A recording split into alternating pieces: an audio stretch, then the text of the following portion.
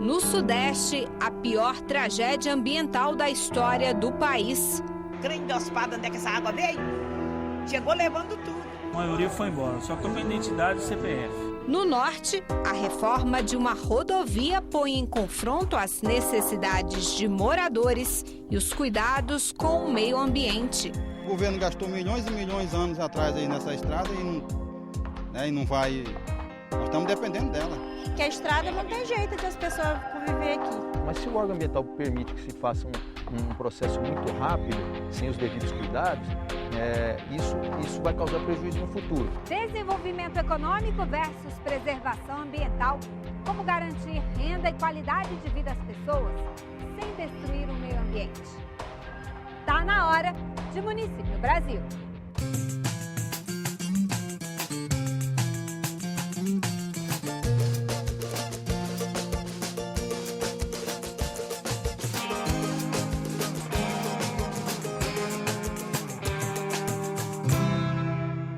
Mariana foi a primeira capital de Minas Gerais. Isso ainda na época da colonização portuguesa. Dizem que ela ganhou esse título depois de vencer uma disputa entre as vilas que mais produziam ouro na região. E olha que história! A cidade, que sempre dependeu da mineração, agora passa por um dos piores desastres ambientais do país. A tragédia mobilizou o Senado. Em novembro, a subcomissão de mineração foi até lá e nós acompanhamos. Fim de tarde em Mariana, Minas Gerais. 5 de novembro de 2015. A barragem do Fundão acaba de romper. Mais de 62 bilhões de litros de lama com rejeitos de mineração da empresa Samarco jorram sem cessar, relevo abaixo. O material vai destruir tudo o que encontrar pela frente. Em apenas 6 minutos, o primeiro povoado é atingido, o distrito de Bento Rodrigues.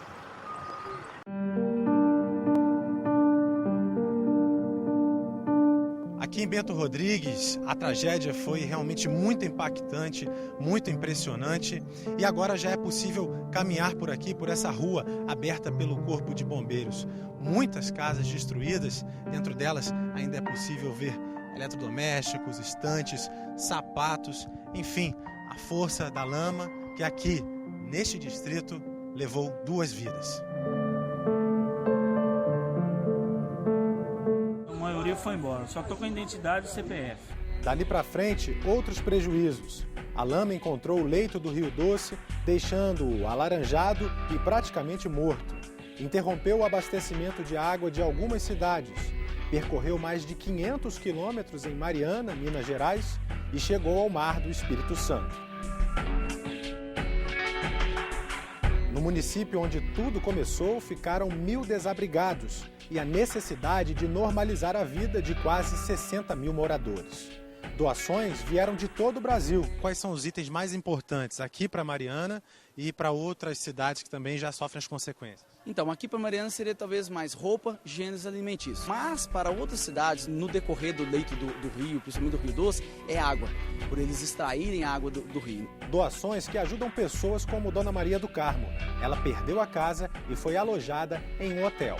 A água passou arrasando tudo, sabe? Aí passou lá, arrasou, arrancou, como disse, arrancou uma casa perto da minha, arrancou 2 junto e foi no teto da minha casa, assim, perdi tudo, mantimento, tudo, roupa, tudo. A prefeitura tem conversado com a comunidade sobre os impactos da tragédia. É que o município sobrevive com os impostos pagos pela mineradora. É uma tragédia que marcou a nossa história, que marcou a história de Minas e do país. É a maior do país e para nós ela vai ser eterna, porque nós perdemos vidas, pessoas conviviam com a gente. Mas é necessário que a gente levante a cabeça, olhe para frente e diga, nós vamos continuar a nossa luta, nós vamos reconstruir o que a gente perdeu. A maior preocupação da comunidade hoje é essa. Se vai ser indenizado, como que vai ser feito todo o processo, para saber. E a gente até agora não teve uma resposta, por isso que a gente montou a comissão para brigar pela comunidade. A mineradora foi multada em 250 milhões de reais pelo Ministério do Meio Ambiente. A Samarco tem como acionistas a Vale e a anglo-australiana BHP. Representantes da subcomissão de mineração do Senado estiveram na empresa, reunidos com o presidente. O que tem que se apurar agora é se houve responsabilidade ou se houve negligência da empresa. Não é? Se não houve, não é? Nós temos que tratar realmente como um desastre. E é uma empresa fortíssima, eu acho que financeiramente ela tem condição de fazer investimentos, já tem 1 bilhão previsto para isso, né? E que recomponha essa situação ambiental o mais rápido possível que todos nós desejamos. Os senadores também visitaram representantes dos moradores, cobraram medidas para minimizar os prejuízos às famílias atingidas e defenderam a reforma do Código de Mineração. O Brasil precisa do setor mineral e a gente precisa saber também o que verdadeiramente aconteceu aqui. Porque está na hora de fazer as leis para proteger mais a população, proteger o meio ambiente, dar segurança jurídica para todos que estão envolvidos nesse processo. A tragédia foi debatida ainda em comissões do Senado. A Samarco participou da primeira audiência e garantiu que vai dar assistência total às vítimas. A Samarco vai dar a elas o tratamento digno, não tenho dúvida disso. A Samarco vai dar a elas a moradia que essas pessoas merecem. Nós não abandonaremos ninguém. Tem a questão ambiental, tem a questão das barragens, mas as pessoas em primeiro lugar. Uma perspectiva ainda distante e incerta para quem precisa recomeçar. Tá dando apoio pra gente, tudo beleza, mas não foi para falar o que deve de fazer. Mas eu quero a minha casa, eu quero uma casa, porque eu não vou sair daqui hoje nem amanhã. Eu vou viver a vida inteira em hotel? Não vou. O Senado criou uma comissão temporária para verificar se a política nacional que trata da segurança de barragens está sendo cumprida. Se você quiser acompanhar esse trabalho, basta acessar senado.leg.br e clicar em atividade legislativa.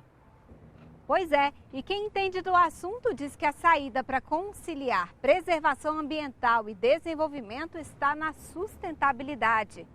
Tem muita gente no Brasil levando esse conceito para dentro da comunidade. A Fundação Banco do Brasil, por exemplo, reconhece essas iniciativas e a cada 2 anos certifica projetos que fazem a diferença. Na interação com a comunidade. A 8ª edição do Prêmio Fundação Banco do Brasil de Tecnologia Social certificou 154 experiências de várias partes do país. Ao todo, 866 iniciativas foram inscritas. O prêmio, criado em 2001, identifica experiências capazes de transformar a vida da comunidade e que podem ser reaplicadas em outros locais. Os melhores projetos foram premiados ainda nas categorias Comunidades Tradicionais, Juventude, Mulheres, Gestores Públicos, Universidades e Instituições de Ensino e Pesquisa. Desta vez, teve ainda uma novidade: a premiação na categoria Tecnologias Sociais para o Meio Urbano. E na categoria Meio Urbano, o prêmio de melhor tecnologia social foi para o projeto Censo Maré, que mapeou o maior conjunto de favelas da cidade do Rio de Janeiro.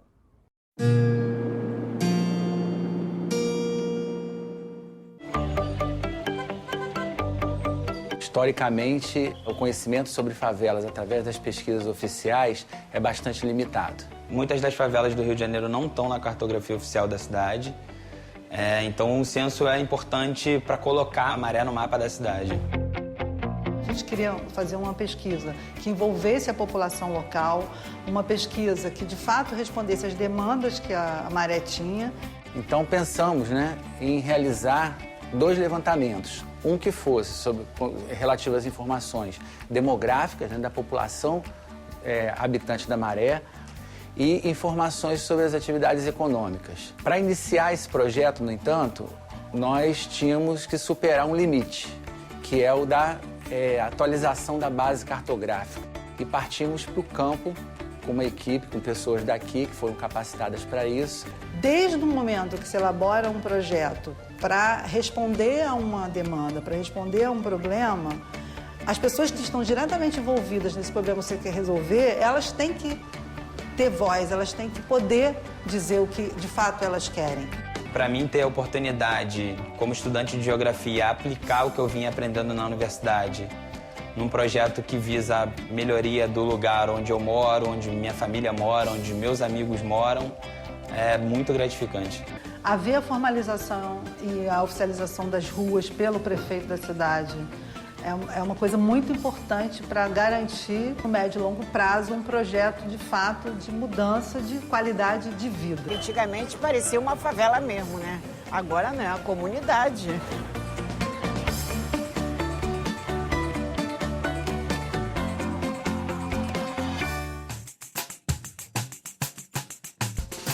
Meu nome é Cindinéia Ramos Cantanhede, eu sou de São Luís do Maranhão e o que eu mais gosto na minha cidade é a nossa cultura. Eu acredito que ela é muito rica e que ela merece ter destaque nacional e internacional. O que eu acredito que ainda precisa melhorar é o descaso que nós temos com a saúde e com a educação. Eu sou Eduardo Augusto, da cidade de Ponta Grossa, Paraná. Nossa cidade ela tem muitos atrativos do ponto de vista cultural e turístico, que se destacam principalmente o Buraco do Padre e o Parque Estadual de Vila Velha, que são os Arenicos. Do ponto de vista do que tem que melhorar, eu penso muito na cortesia com os imigrantes e com as pessoas que vêm de outras regiões. E o outro ponto principal é o meio ambiente, porque ele não é tão cuidado assim na nossa cidade. Meu nome é Lucas Nascimento, eu moro em Vila Velha, no Espírito Santo, e ela é uma cidade que fica na região metropolitana e é uma cidade muito boa, só que precisa ser melhorada em alguns aspectos, como, por exemplo, na violência, que tem um índice elevado de criminalidade. Meu nome é Ingrid, sou de Jaçanã, Rio Grande do Norte.